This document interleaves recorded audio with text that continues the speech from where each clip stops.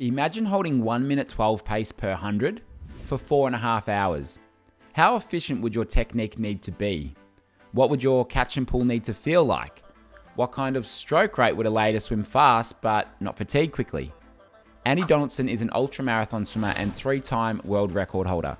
He completed the Ocean 7 in under 1 year, swimming across 7 of the world's toughest channels, and broke the record for crossing the Cook Strait, swimming 22.5 kilometres between the North and South Island of New Zealand in 4 hours, 33 minutes, in an average of 1 minute 12 per 100. As someone who studies and talks about swim technique every day, I wanted to find out what Andy was doing to be able to swim so fast for so long.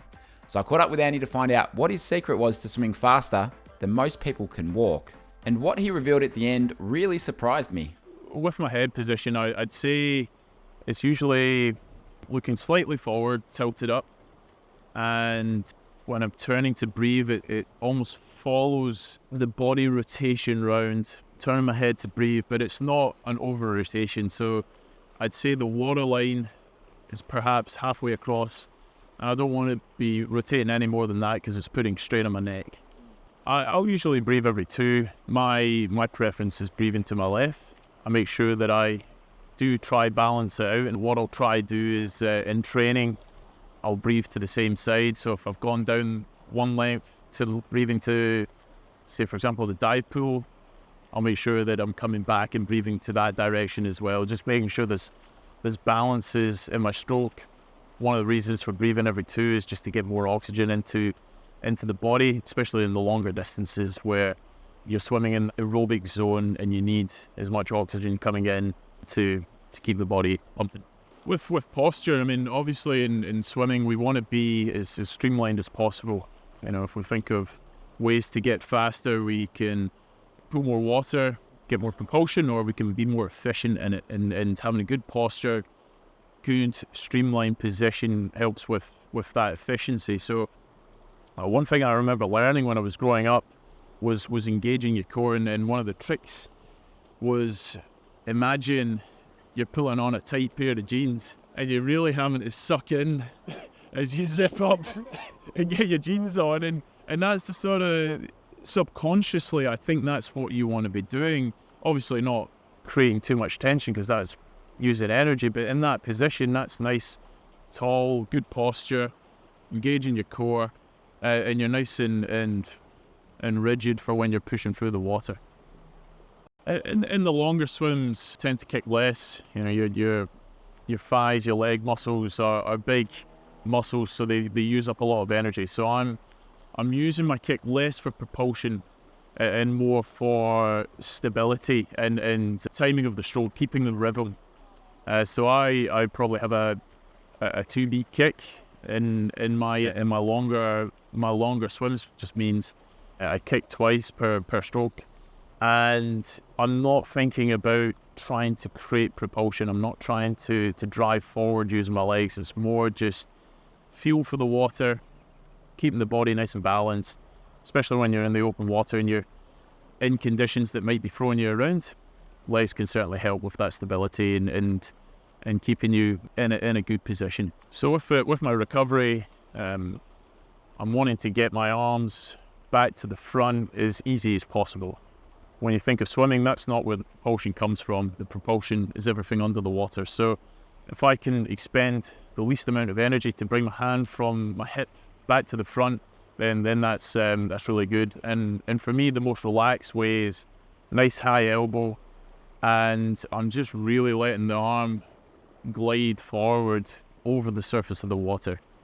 Comes with timing of the stroke, so the other one's going and pulling under the water, and the opposite side of the body is coming across in sync with that. And placing your hand into the water, we were talking about efficiency. You know, I find that my nice high elbow allows me to place my hand into a position and get it into a position of catch where I can really anchor and initiate the pull section of the stroke. I find I can do that easier with a high elbow and find that position where I can really create traction.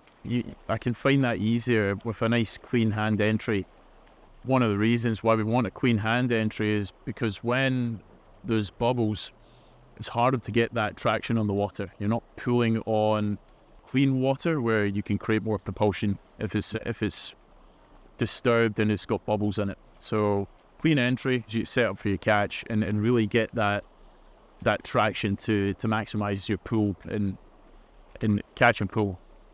After my hand entry, I'm really trying to maximize the length in each stroke. So I do glide quite a lot.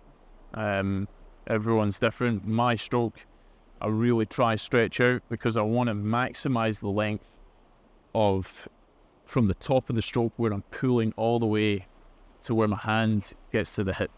That's where my propulsion's coming from. So I'm really gliding forward, and it comes in conjunction with your body rotation. So if we have our hands out here, if I rotate, I've gained an extra, whatever that is, 10 centimeters that I can use to pull on each stroke. And when it comes to marathon swimming and ultra marathon swimming, one stroke, small differences, tiny margins in each stroke. You do thousands of strokes in one of these marathon swims. It all adds up and makes a difference over time. My rotation, I'm a predominantly left-hand breather, so I probably rotate more on my left because that's where I breathe. I don't tend to rotate as well on this side. Personal preference, I think maybe it is something I could do better, but at the same time, if it's going to cost me more energy thinking about it, then is it a change that I should make or not? Perhaps not. So I'm quite comfortable with having better rotation on this side when I breathe to my left, because I'll predominantly breathe left on race day and in a marathon swim. My catch and pull was something that I perhaps developed a bit later in life.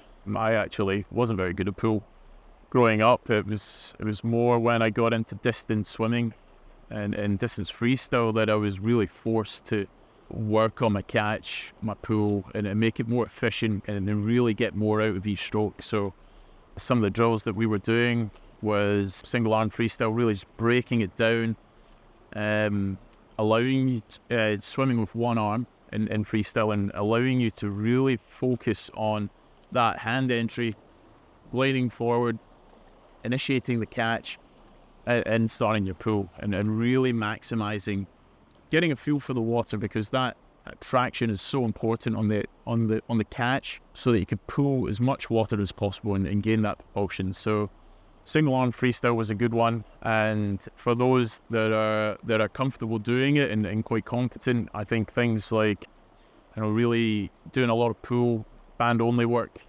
that certainly helped me, forced you to become quite efficient with your freestyle because your legs are sinking. You really have to rate up and maximize each stroke in order to get that lift in the back and stop your hips from sinking. I would say in terms of pressure, when we talk about catch and through the pool, it's increasing to about here and then slowly decreasing towards the back. For me, the way I think about it, you're getting most bang for buck, or you're getting most returns for your effort here, and you're recruiting and using stronger muscles here than you are at the back end of your underwater pool. I'd say this would be at the peak, and then easing off slightly again here as you come through the back, and then bringing it forward through your recovery. To increase speed, there's a couple of things that I'll try to do to go through the gears, creating more propulsion. So that could be either by increasing your stroke rate, more strokes per minute, or really trying to create more power with each arm pull. So I'll probably emphasize more power per stroke because I've got quite a slow stroke rate. I feel more comfortable with that, and I'll just really try tidy up and get more traction in my catch and really try power through each stroke. Swimming in a more efficient manner. So we were talking about efficiency, being tighter and more streamlined. So I'll think about my body position in the water, my hand entry, making sure that it's clean, engaging my core, and really trying to be quite tight and streamlined through the water. And then, if I really want to pick up the speeds, and this will be mostly for short distances and sprints, I'll start to really bring in the legs and get that extra drive and propulsion through my kick. I then asked Andy what he was doing to prepare for longer swims when he's getting ready to swim for 10, 15 hours or more. How many kilometers is he doing each week? What type of training is he doing? And his answer really surprised me. So if I'm training for a big marathon swim or a channel swim, I'll typically do a bit less than I suppose many people out there might do. I'll swim sort of 30 kilometers in a week and really focus on working the right energy zones and working at quality with good technique. So for me, I'm a big believer of, if I want to swim at a certain pace, I need to be training at a higher intensity so that I'm more comfortable up here. I've expanded my zone of comfort so that something down here is a little bit easier and more sustainable over a longer period of time.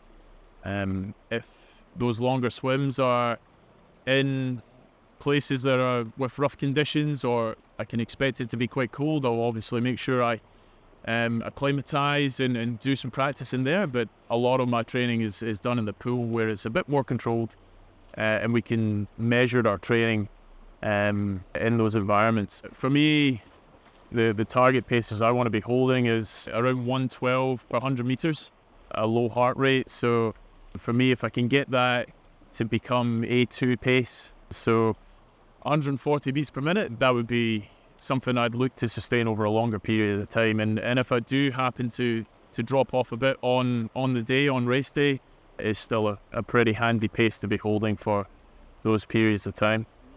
When I'm doing longer distance swims, I try to have my team on my boat communicate key statistics to me. So things like time elapsed, distance covered, but a big one is stroke rate.